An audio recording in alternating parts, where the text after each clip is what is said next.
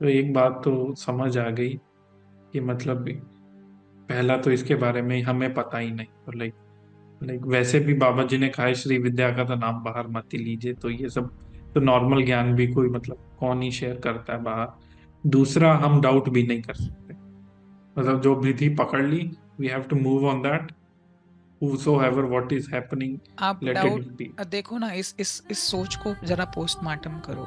Doubt डालना मतलब, सबसे पहले माँ भगवती ने जिस गुरु को आपके जीवन में भेजा, आपने माँ भगवती की कृपा पे डाउट कर लिया। और सेकेंडली, जब उसको दिखेगा कि ये इतने प्रत्यक्ष प्रकट ब्रह्म रूपी ज्ञान को भी अपनी माया की दृष्टि से देख रहा है, इन आंखों से देख के, डाउट यहां से पैदा होता है। जब when you see things from here, जब दो भौतिक आंखों से आप ज्ञान को, ज्ञान देने वाले को या समाज में घूम रहे लोगों को देखते हो, तो इसको जैसे मैंने बताया, भ्रांति दर्शन से शंका आती है। भ्रांति दर्शन क्या है?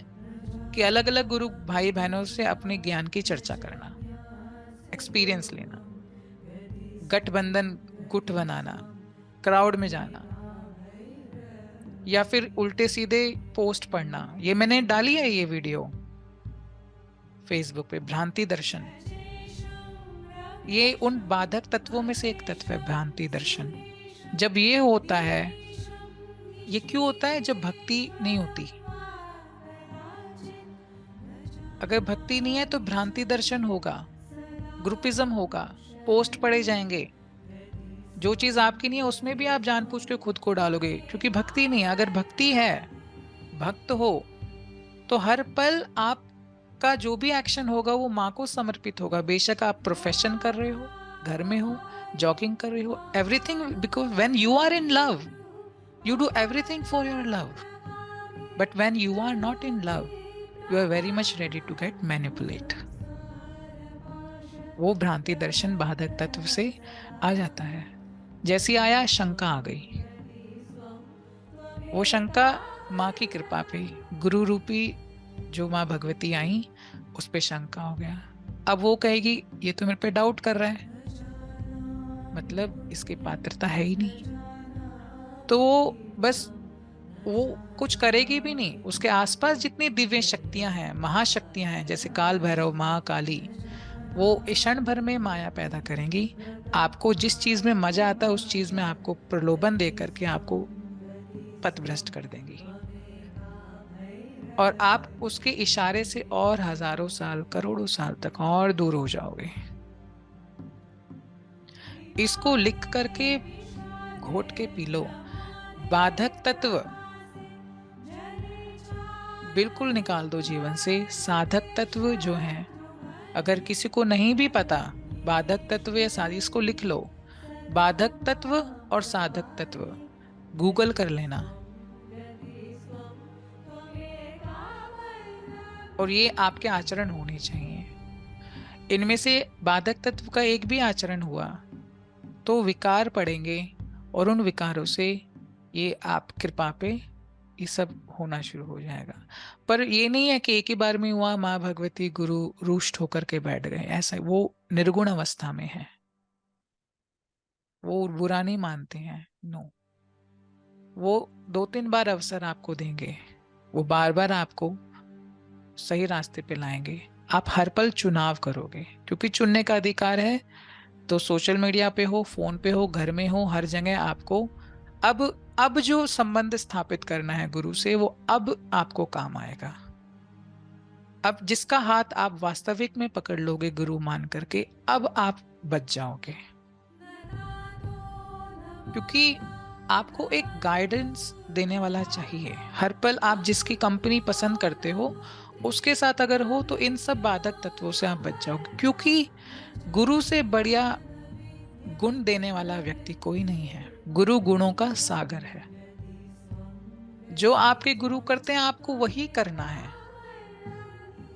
और बहुत भाग्यशाली हो कि वास्तविक गुरु के सानिध्य में आप ये सब कर रहे हो। लोगों के पास तो, उनके, हमारे बाबा के पास तो गुरु भी नहीं थे। पूरा जीवन उन्होंने 30 साल की एज में संन्यास ले लिया। क्यों? कि अब इस कंदरा में उनको अपने गुरु के दर्शन प्राप्त हो जाए, नहीं हुए। तो जिसकी खोज में निकले थे वही बन गए। तो उनको ज्ञान कहाँ कहाँ जाकर के, एक ऐसा कोना भारत का या देश विदेश का नहीं छोड़ा जहाँ उन्होंने ध्यान ना किया हो। ऐसी मेहनत के साथ, वो भी शरीर की सिचुएशन के साथ, he has really big body, फिर भी मेहनत नहीं छोड़ी, भागे, साधना करी, हर एक जगह पे संतों से सानिध्य प्राप्त किया, हर एक सब कुछ किया इस रहस्य को समझने के लिए। उस दौरान उनको कितने गुरु भाई बहन मिले, कितने उनको संत मिले, पर उनके जो साधक तत्व थे हमारे गुरु के, उनकी वजह से वो किसी भी विघ्न में नहीं पड़े, कोई भी बाधक तत्व उनके पास, क्योंकि वो गुरु भक्ति में थे। हम इतने अगर आगे कुछ भी, जैसे हम तो कुछ मानते नहीं, हम कहीं अगर आगे आए हैं, पर आ भी गए हैं तो सिर्फ भक्ति के आचरणों से आए हैं। और मेरी भक्ति मुझे हर एक तरह के बाधक तत्वों से बचाए रखती है, और भक्ति उसकी कृपा से मिलती है। तो मटेरियलाइजेशन में सबसे पहला आपकी राइटिंग ये होनी चाहिए कि माँ और गुरु को मैं धन्यवाद करती हूँ, धन्यवाद करता हूँ कि जिसकी कृपा से मुझे भक्ति का वरदान मिला। सबसे पहले मटेरियलाइजेशन में you should materialise that you are bhakt, you are das, you are a servant of Parmeshwar परमेश्वरी।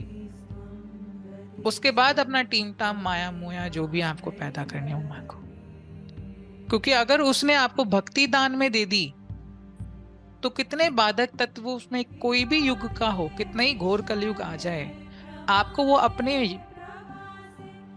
उसमें रखेगी, सानिध्य में रखेगी, आपको पूर्णतः आपको अपने अंदर मदहोश करके रखेगी, अगर भक्ति दान में है तो। पर अगर भक्ति नहीं दी उसने दान में, तो सतयुग भी आपके लिए कलयुग समान है। भक्ति का आचरण नहीं है तो कोई भी युग हो,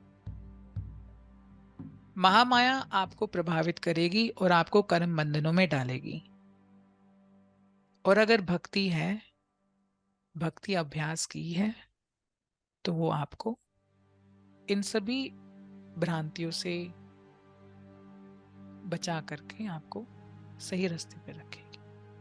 आपको ना अवलोकन करना किसी का, क्योंकि why would you do that? Why would you burn your calories?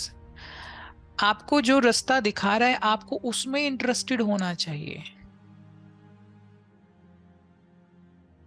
इसलिए शुरुआती साधनाओं में हमने सिर्फ गुरु पे साधना करी, हमने मेरु आवरण पूजन की, गुरु को मानसिक रूप में मेरु बना करके। तो जिस पे हमने साधना करी पहले तो वो उतर गए शरीर में तुरंत। अब जब जब हम साधना करते हैं अपने गुरु के साथ, हमारा हमारा इतना स्ट्रॉन्ग संबंध है कि कितने लोगों का कल्याण हो रहा है। तो श्री विद्या जो साधना है वो गुरु भक्ति उसमें बहुत अनिवार्य है।